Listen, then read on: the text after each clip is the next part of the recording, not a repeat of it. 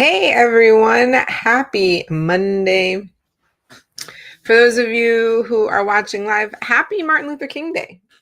I know many people use this day as a day to, um, sorry, I just noticed something.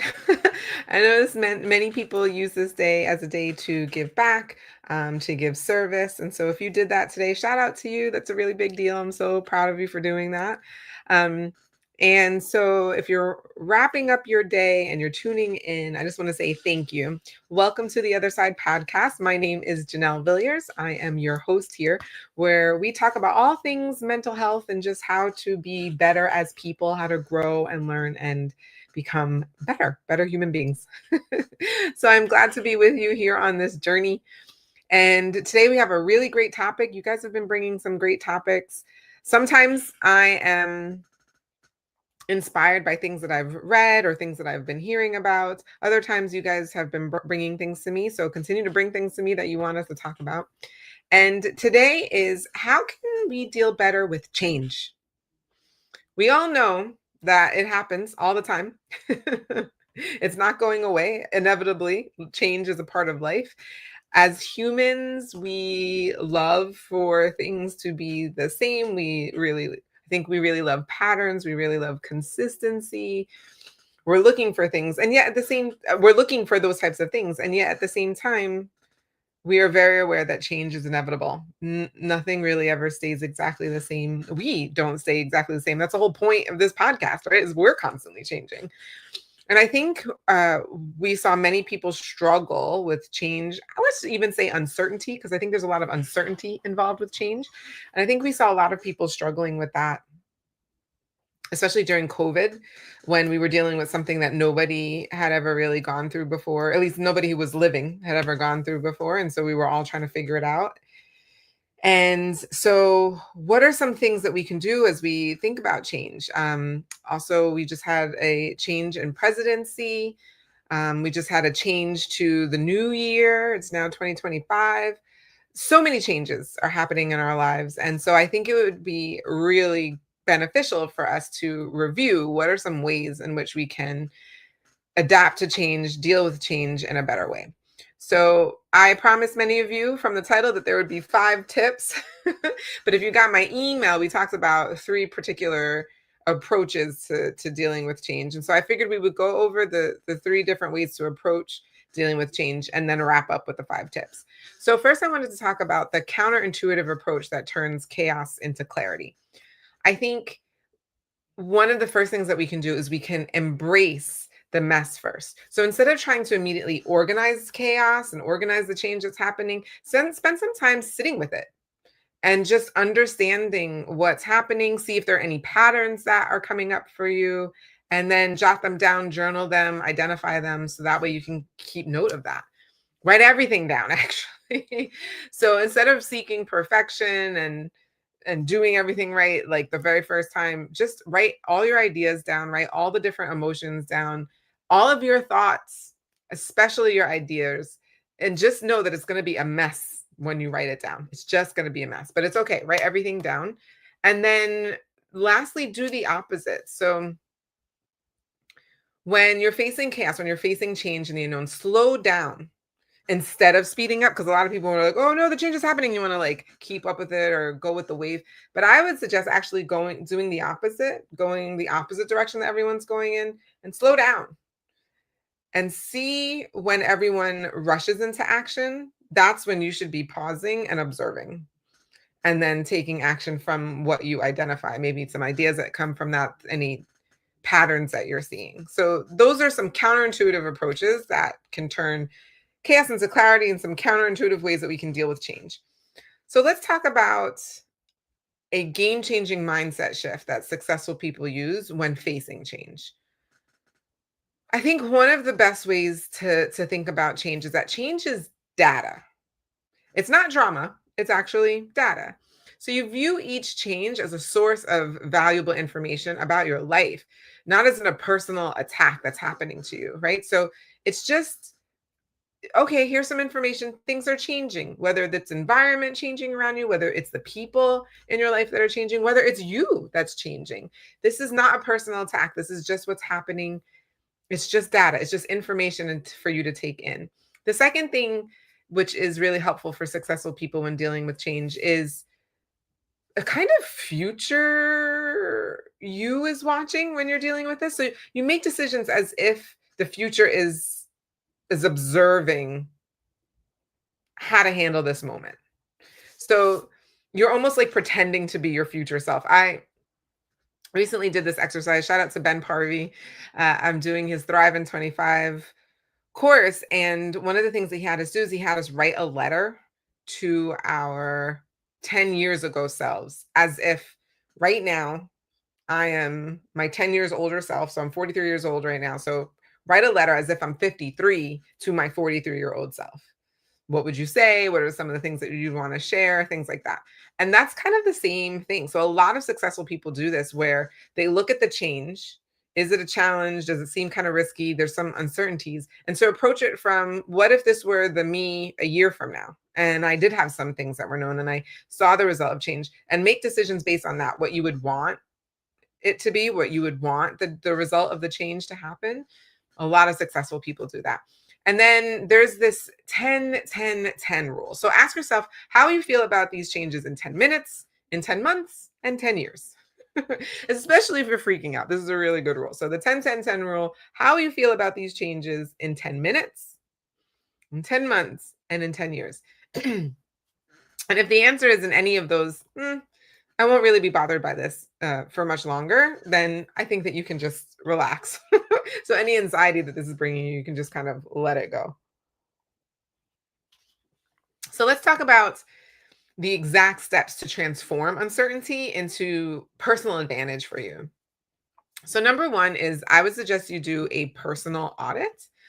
Excuse me, a possibility audit. So number one, do a possibility audit, which is listing every possible outcome, especially the ones that you're afraid to acknowledge, and then plan for each of those outcomes. So every possible outcome based on, because of this change, and then especially the ones you're afraid of, don't forget that. And then plan for each of the possible outcomes. The second thing that you can do is a type of method called skills through stress. So you identify one new skill that you can develop specifically because of this uncertain situation. So just identify one. It doesn't have to be a ton. If you come up with more than one, great. But what new skill can you develop specifically because of this uncertain situation, because of this change that's come across?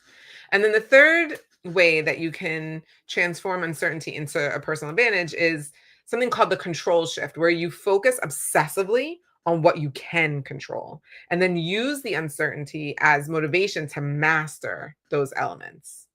Super, super cool. So just laser focus in on the things that you can control, and then just focus on changing those things and mastering those things that you can control. All right. So if that was helpful for you, let me know in the comments. I read all the comments. Let me know. But again, we went over the counterintuitive approaches that turns chaos into clarity. So just have to embrace the mess. It's going to be messy. There's going to be chaos. And then you can try sometimes sitting with it and just understanding if there are any patterns. Number two, write everything down. Just write it down. Don't seek perfection. Just write everything down. Your thoughts, your ideas, your emotions. And then do the opposite of what everybody else is doing. As everybody else is rushing to the chaos and to the uncertainty or to whatever it is, you slow down, you observe. Do the opposite of what everybody else is doing. So what a lot of successful people do when they're facing change is, number one, they see change as data, not drama. It's not nothing to attack you. It's not personal. Two, they use future watching. So what would their future self do about this moment or handle this moment? And then number three, do the 10-10-10 rule, which is, how would you feel about this in 10 minutes, in 10 months, and in 10 years? And based on how you would feel in those increments of time, then you can take action or make the next step. Okay, so speaking of steps, what are some steps to transform uncertainty into your personal advantage? Number one, the possibility audit. So think of all the possibilities that could occur based on this new change, even and especially the ones that you're scared of, and then come up with a possible plan for each of those possibilities. Number two, is the skills through stress. So think of one skill that you can really master during this time of challenge that would be beneficial for you. And then number three is the control shift. Instead of focusing on what you can't control, get laser focused on the things that you can control and then master those things. All right. So those were the three components. So if you received my email, we talked about those five. We talked about each one of those three ways of looking at change. Now I just want to give you 5 tips. So let's go back to those of you who just came on here because you saw, oh, okay, Janelle's going to give 5 tips for how to deal with change. Let's wrap up what we just talked about into 5 major tips. Number 1, embrace the mess. Just embrace it. It's a method, actually. It's called the embrace the mess method. So instead of trying to immediately fix or organize the chaos, just sit with it. Notice any patterns. Just sit with it. Just don't try to fix anything. I know it's counterintuitive, but just sit there. Don't immediately rush into action. Number 2, do the future self framework. So how would my future self deal with this current change in situation based on like what you would want to occur in your future? And then in addition to that, I would also use the 10-10-10 rule, which is how would I feel about this in 10 minutes, in 10 months, and in 10 years? Certainly, it's a future framework. The third tip is seeing change as data.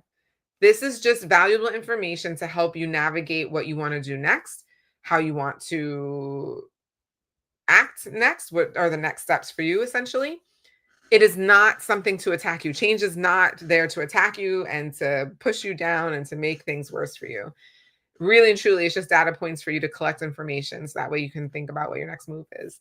And then do the possibility audit. That's number 4. Definitely do a possibility audit. List every outcome that could possibly happen because of this change, because of this uncertainty, especially the ones that you're afraid of. And then come up with a plan of action for how you would deal with all of those possibilities. And then number 5, the control shift. So instead of focusing on the things that you can't control, and instead of focusing on the uncertainty, focus on the things that you can control and then get laser focused on working on them and mastering those. All right. So those are the 5 tips. Again, let's just do a quick overview. Number 1, you want the 5 tips to help you deal with change and uncertainty. Number 1, embrace the mess method. Just embrace the mess, sit with it. Number 2, use the future self framework. How would you deal with this as your future self? Looking back at now, and do the 10-10-10 method. How would you feel about this in 10 minutes, 10 months, and 10 years? Number 3, see change as data. It's not something to attack you. It's just data points for you to make your next move. Number 4, do the possibility audit. What are all the possible outcomes that could happen? And write them down, especially the ones that you're afraid of, and then come up with a plan for dealing with them. And number 5 is the control shift. Start to look at the things that you can control and stop focusing on the things that are uncertain, the things that are out of your ability to have any control over them. Get laser focused on what you can control and then master that. All right, guys, I hope you found this helpful. For me, even reviewing some of these skills and the things that could be helpful, I found it very relatable, number 1, because I've been currently doing some of these practices.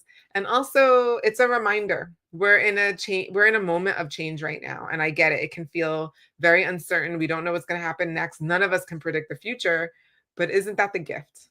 Isn't that the gift that we can't predict the future? And so we're just doing the best that we can. It's a little bit a part of life, but make the best decisions that you can with the information that you have, the data that you're collecting, and then just press forward. There's no point in ruminating and thinking over and over and over and over again. Just make the decision and then learn from the results of that. Either the results will be something that can help teach you in something, or the results will be something that you're like, that works. So let's keep pushing forward.